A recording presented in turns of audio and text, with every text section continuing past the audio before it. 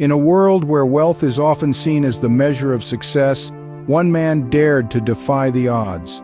Born into a humble family in Italy, Charles Ponzi was no stranger to hardship. His dreams, however, were shaped by the stories of a land far away, filled with opportunities, the United States of America. With a heart full of hope and a mind fueled by ambition, he embarked on a journey across the Atlantic, leaving behind the familiarity of his homeland. In the land of dreams, Ponzi's reality was far from glamorous. He found himself amidst the hustle and bustle, working odd jobs from washing dishes to hauling bricks. But these humble beginnings were not a deterrent. Instead, they served as stepping stones, shaping his understanding of the world and fueling his dreams even further. Charles Ponzi was not just another immigrant, he was a dreamer, a man with grand ambitions.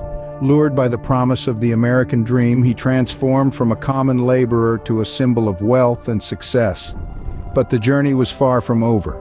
This is the story of Charles Ponzi, a man who journeyed from rags to riches, only to fall into infamy. Stay with us as we delve into the mysterious life of this infamous character. Born to a modest family in Italy, Charles Ponzi was far from the infamy that awaited him in the future. As a young boy, he was known for his charm, his wit, and a burning ambition that was evident to all who knew him. As the years passed, Ponzi found himself drawn to the world of finance.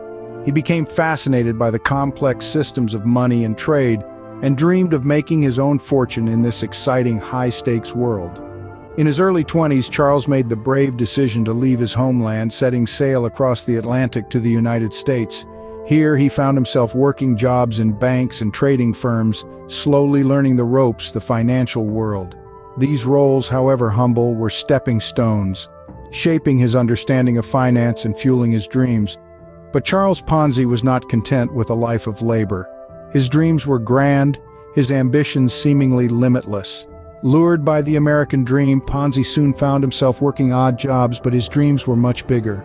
The inspiration for Ponzi's scheme came from an unexpected source, a simple international reply coupon. Now, what's that, you might ask? Well, these were little slips of paper that allowed for the exchange of a postage stamp in another country.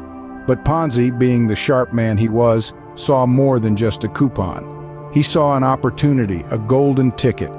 He realized that these coupons could be bought for cheaper in some countries and exchanged for stamps that were worth more in others. The difference in price, he figured, could be his profit. A simple concept, really, but one that held the potential for massive earnings. All he needed was a network of people buying low and selling high across the globe. It was a cunning plan, one that promised fortunes from mere slips of paper. And with that, the seeds of what would become one of the most notorious scams in history were sown. With a seemingly foolproof plan in mind, Ponzi set out to make his fortune. With the twinkle of ambition in his eyes, Charles Ponzi embarked on a journey to create his own company, the Securities Exchange Company. The premise was enticingly simple, yet deceptively complex. He promised investors a whopping 50% return on their investment within a mere 45 days, or 100% return within 90 days. It was a promise unheard of in the financial world, a siren song that drew in investors like moths to a flame. Ponzi's scheme was initially met with skepticism, but as the first investors saw their returns, word spread like wildfire. The high returns were real, people exclaimed, and just like that, the Securities Exchange Company became the talk of the town, the buzz of the financial world. People from all walks of life began to invest their hard-earned money in Ponzi's company, hoping to enjoy the promised high returns. The ranks of investors multiplied, their money pouring into Ponzi's coffers.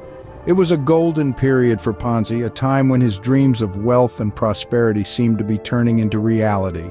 But as the saying goes, if it seems too good to be true, it probably is. Charles Ponzi, the man behind the curtain, was starting to feel the heat. His scheme, built on promises of easy profits and swift returns, was starting to show cracks. The sheer impossibility of delivering such high returns consistently was raising eyebrows. Rumors began to swirl. Whispers of a scam echoed in the hallways of financial institutions and in the bustling streets of Boston. The press, always on the hunt for a juicy tale, started sniffing around. The Boston Post, a leading newspaper of the time, decided to dig deeper.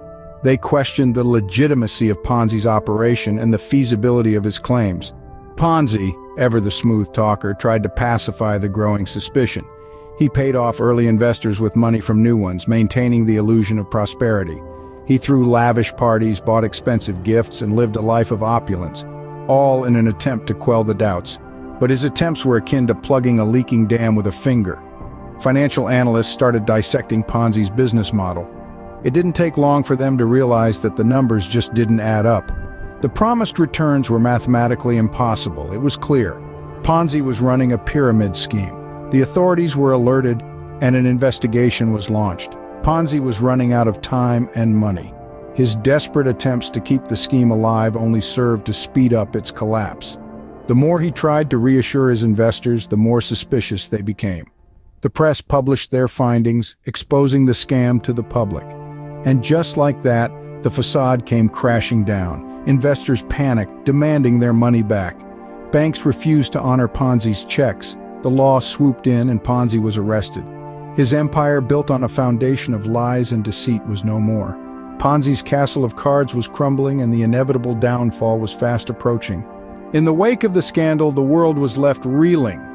As the dust settled, the magnitude of Charles Ponzi's audacious scheme became abundantly clear. This man, once hailed as a financial wizard, now stood in the harsh light of reality, exposed as the architect of one of the most infamous scams in history. Ponzi's trial was a spectacle, garnering attention from all corners of the globe. The courtroom was filled to the brim with curious onlookers, journalists, and disgruntled investors, all eager to see justice served. After a swift and resounding judgment, Ponzi was sentenced to prison, his dazzling world of riches and grandeur reduced to the cold, stark reality of a jail cell. But the fallout extended far beyond Ponzi himself. Thousands of investors, lured by the promise of unimaginable wealth, were left financially devastated, their dreams shattered, their savings obliterated. The collective loss was staggering, and the ripples of this financial catastrophe were felt throughout the world. Yet, in the face of this calamity, the finance world took a hard look at itself. The shockwaves of Ponzi's deception forced a much-needed introspection and led to stricter regulations and safeguards to protect investors. His name, forever etched in infamy, became synonymous with financial deceit and gave birth to the term we now know as a Ponzi scheme. This term is used to describe any fraudulent investment operation that pays returns to its investors from their own money, or the money paid by subsequent investors, rather than from profit earned by the individual or organization running the operation. From a humble immigrant to a symbol of financial deceit, Charles Ponzi's journey was nothing short of extraordinary. His story serves as a stark reminder of the dangers of unchecked ambition and the devastating consequences of unbridled greed. It's a testament to the age-old wisdom that if something seems too good to be true, it probably is.